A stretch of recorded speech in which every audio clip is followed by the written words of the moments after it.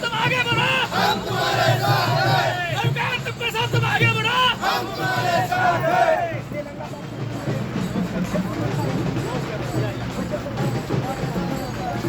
शेतकरी एकजुटीचा, शेतकरी एकजुटी। लातूर जिल्ह्यातल्या औसा इथं शेतकरी शेतमजुरांचा मोर्चा निघालेला आहे। विविध प्रश्नांसाठी शेतकरी जे आहेत ते लढत आहेत। गेल्या 15 दिवसांपासून हा मोर्चा जो आहे तो पायी दिंडीच्या स्वरूपामध्ये लातूर जिल्ह्यामधल्या विविध गावांमध्ये सुरू होता। रविकांत तुपकर जे आहेत ते आज या मोर्चाचं नेतृत्व करतायत। मला सांगा, तुम्ही आवर्जून या मोर्चासाठी उपस्थित आहात। शेतकऱ्यांच्या काय मागण्या सरकारकडे आपण मांडतो या मोर्चाच्या माध्यमातून? असं आहे की विदर्भ मराठवाड्यातल्या खानदेशातल्या सोयाबीन कापूस उत्पादक शेतकऱ्यांच्या प्रश्नाकडे सरकारचं लक्ष नाही आहे। एक तर आम्हाला राजाश्रय नाही, कुणी वरचे नेते पण आम्हाला शेतकऱ्यांना विचारत नाही, लढणारे लोक पण सोयाबीन कापसाचा प्रश्न कोणी घेत नाही। काही लोक लढतात ते ऊसाच्या प्रश्नावरती लिमिटेड लढतात, पण सोयाबीन कापसाचा प्रश्नही महत्त्वाचा आहे आणि विदर्भ मराठवाड्यातला ऊसाचा प्रश्नही गंभीर आहे।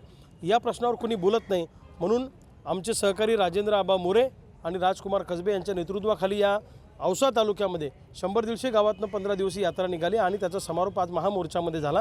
आमची मागणी एकच आहे की सोयाबीनला कमीत कमी 9,000चा भाव हा मिळाला पाहिजे, कापसाला 12,500चा भाव मिळण्यासाठी आयात निर्यातीच्या धोरणात बदल करा आणि जे आमचे शेतमजूर आहेत गावातले निराधार आहेत त्यांना जे अनुदान मिळतं शासनाचं 1,500 रुपये ते 3,000 रुपये करावं अशी आमची मागणी आहे। दुष्काळाचं अनुदान अजूनपर्यंत मिळालेलं नाही आहे, त्याचं येलो मोझॅकची मदत नाही, बोंडअळीची नाही, लाल्याची मदत नाही, पावसात खंड पडल्याची मदत नाही, गारपिटीची मदत नाही।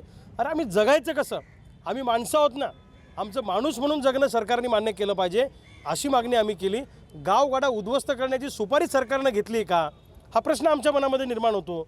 एका बाजूला तुम्ही 54,000 कोटीचा समृद्धी महामार्ग बांधता आणि इकडे गावातला माणूस उद्ध्वस्त होतोय, आत्महत्येच्या दिशेनं आमची पावलं चाललेली आहेत। ही थांबवायची जबाबदारी सरकारची आहे, सरकारनं तातडीनं मदत करावी।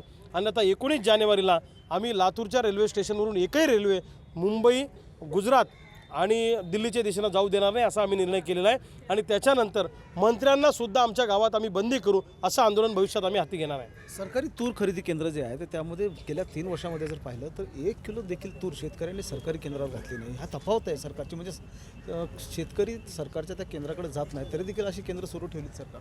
नाही, सरकारचं धोरणच मुळात असं आहे की जखम मांडीला आणि पट्टी शेंडीला, म्हणजे जिथं दुखणं आहे तिथं उपचार करायचा नाही। मुळामध्ये तूर आयात करायची गरजच नव्हती काही, तुरीला चांगला भाव होता, यांनी तूर आयात करून भाव पाडले। सोयाबीन आयात करतात, खाद्यतेल आयात करतात, तेलाचं आयात शुल्क यांनी कमी केलं, म्हणजे गावातला माणूस मारायचा आणि निवडणुका डोळ्यासमोर ठेवून विशिष्ट ग्राहकाचे लाड करायचे मतदारांचे, याच्यासाठी स्वस्तात त्यांना मिळालं पाहिजे अशी आमची भावना आहे। जर तूर खरेदी केंद्रामध्ये तूर आणतच नसतील शेतकरी तर मग कशाला करता? खाजगी बाजारातला भाव वाढवा ना, तूर आयात करू नका, निर्यात करा, नाही तर बोनस द्या आम्हाला। हे सगळं सोडून द्यायचं आणि दुसरंच काहीतरी थातूर करायचं, जाचक अटी आणि निकष लावायचे आणि कमीत कमी लोकांना कसा लाभ मिळेल असं सरकारचं धोरण आहे। राजकीय प्रश्न आहे काय की राजू शेट्टी आणि तुमच्यामध्ये आता समन्वय आहे का? ते स्वतःची जागा जी आहे ती त्यांनी सेव्ह केली अशा प्रकारची चर्चा आहे, तुम्ही बुलढाण्यातून इंटरेस्टेड आहात? नाही, आमच्या बुलढाणा जिल्ह्यातल्या शेतकऱ्यांनी ठरवलेलं आहे की त्यांची युती आघाडी कोणासोबत दरवर्षी प्रमाणात ते करतात। दरवर्षी होते ना, 2014ला त्यांनी भाजपसोबत युती केली, 19ला त्यांनी काँग्रेस राष्ट्रवादीसोबत युती केली, आताही ते कोणासोबत तरी करतीलच शेवटच्या टप्प्यात। त्यामुळं लोकांचं आमच्या भागातल्या काय म्हणणं आहे की दरवेळी मग तुम्हाला तयारी करायला सांगितलं जातं आणि ती युती आघाडी ती जागा सोडत नाही आणि मग आपलं मरण होतं। त्याच्यापेक्षा आपण सगळ्या शेतकऱ्यांनी मिळून आमचं ठरवलेलं आहे की त्यांचं काय व्हायचं हो, आपलं स्वतंत्रपणाला लढायचं। लोकवर्गणी लोकांनी सुरू केलेली आहे आणि आम्ही बुलढाण्याची लोकसभा ताकदीनं लढवणार आहोत। म्हणजे राजू शेट्टी काही म्हणतील पण बुलढाण्याच्या शेतकऱ्यांनी म्हणजे तुम्ही ठरवलेलं आहे की तिथून लढायचं आहे? बिलकुल 100% त्यांचा निर्णय काय व्हायचा तो त्यांनी घ्यावा, परंतु बुलढाणा जिल्ह्यातल्या शेतकऱ्यांनी, शेतमजुरांनी, गावातल्या तरुण पोरांनी ठरवलेलं आहे की बुलढाण्याची लोकसभा 1 वोट 1 नोट या फॉर्म्युल्यावर लढायची। 1 वोट 1 नोटचा फॉर्म्युला फार जुना आहे, म्हणजे सुदाम काका देशमुख अमरावतीचे त्या फॉर्म्युला निवडून आले होते। आमच्या बुलढाण्याला सुखदेव नंदाजी काळे लोकसभेला 1989ला निवडून आले होते।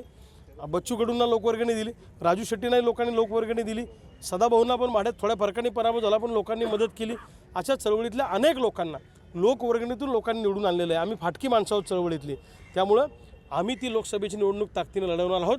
त्यांचा निर्णय काय घ्यायचा तो त्यांनी ठरवावा। महेंद्र जोंद्रे, TV9 मराठी, लातूर।